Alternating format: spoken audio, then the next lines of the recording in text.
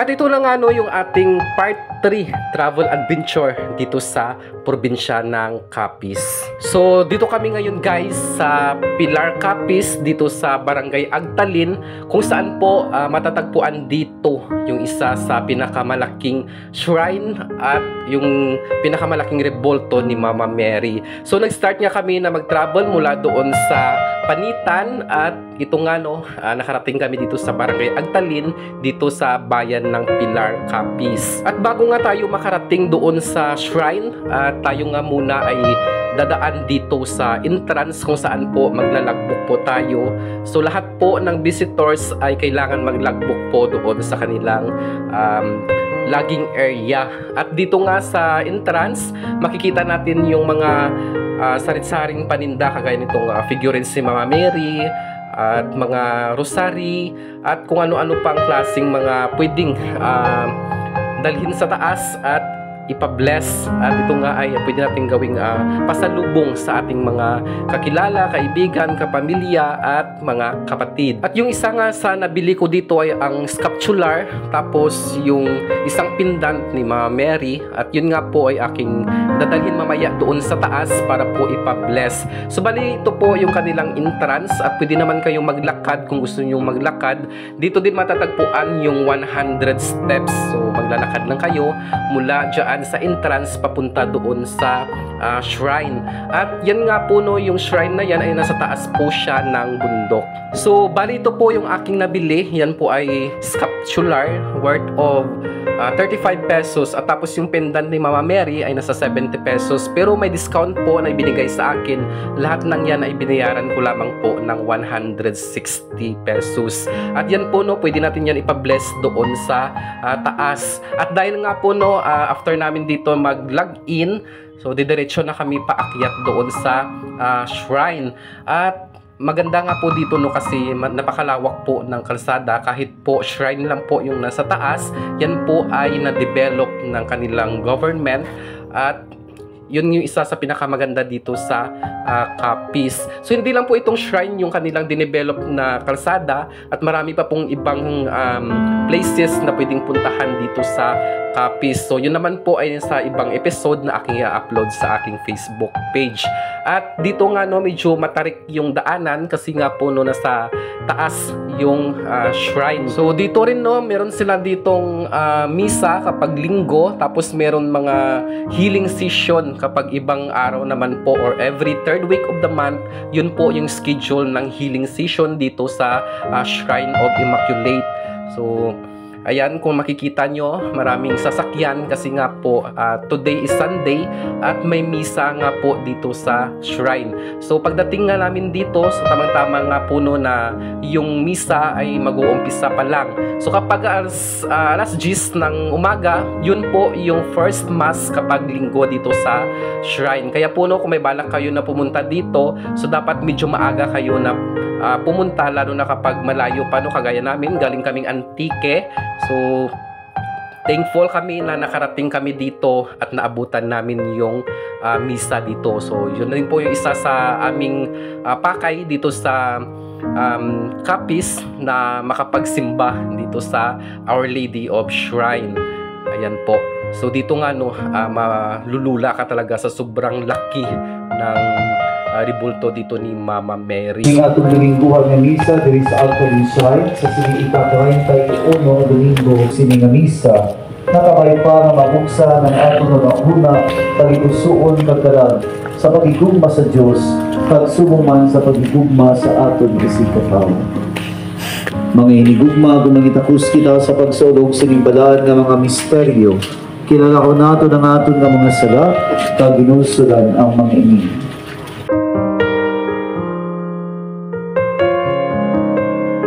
So yun nga no, at nakapagsimba kami kasi kakastart lang ng misa nung kami ay nagpark doon sa baba. So after nga ng misa, meron ditong blessing. So lahat po ng nabili natin sa baba na mga kagaya ng mga rosary. So hindi pa po siya doon bless at bawal nga na ibenta kapag nagkaroon na ng blessing. So dito after ng mass, lahat po ng yon ay pwede nating ipa-bless dito kay Father. So ito na nga po no yung pinakahintay namin na makapagpa-bless ng aming mga nabili sa baba. So bumili nga po kami dyan ng wallet, tapos ng rosary at saka ng mga iba pang pwedeng pang pasalubong sa pag-uwi namin galing dito sa Capiz. At dito nga rin no, may nakita ako na mga lapis, ballpen at mga libro na bless dito. May mga exam paper pa na pina-bless dito nung time na kami ay pumunta dito. So isa po yun sa mga bagay na pwede natin ipa-bless during ng blessing dito after mass dito sa Our Lady of Shrine.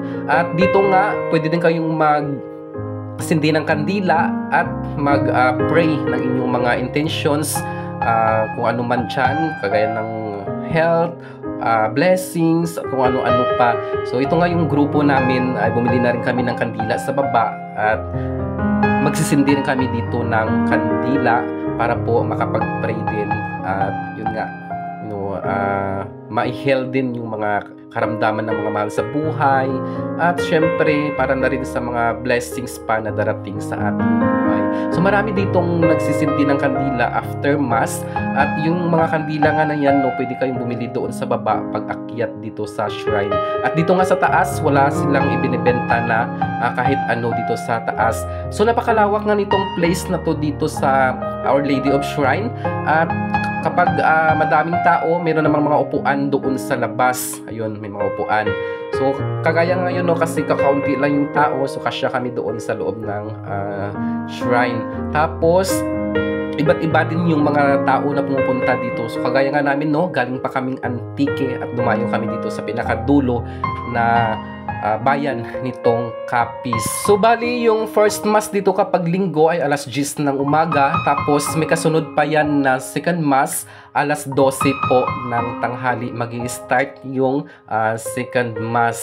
Kaya kapag malayo kayo, so makakahabol pa rin kayo dito ng second mass. So bali ganito po yung view dito sa labas nitong shrine kasi nga nasa taas siya ng bundok at kitang-kita mo nga sa baba yung mga tubuhan, tapos yung mga malalawak na palaisdaan dito sa Capiz. At hindi lang puno yung view yung pinakamaganda dito kasi ito talaga ay isang banal na lugar kung saan po dito talaga ginagawa yung mga prayer tsaka healing session. So isa po yun sa mga dahilan kung bakit po ito dinadayo ng mga iba't ibang mga tao mula pa sa iba't ibang lugar.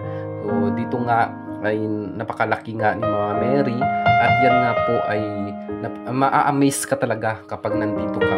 So dito after mag-mass, so pwede ka mag-take ng pictures or kumuha ng mga videos dito sa kanilang area dito sa Our Lady of Shrine dito sa Agtalin, Pilar, Capiz. At kahit nga no napakalayo nito, marami nga dito nagsisimba kapag linggo. So iba't ibang tao yung ating mga kasalamuha kapag linggo na nagsisimba dito sa Our Lady of Shrine. At kahit nga no umulan o umaraw man yung aming nakasalubong mula Antique, so hindi kami nagpatinag na makarating dito sa Agtalin, dito sa Pilar, Capiz. So yung kasama kasi namin, siya yung nag-guide at ito yung kanyang talagang unang-una na gustong puntahan. So bali siya po ay dating nag-work dito sa Rojas, Capiz, kaya po siya yung nag-guide sa amin.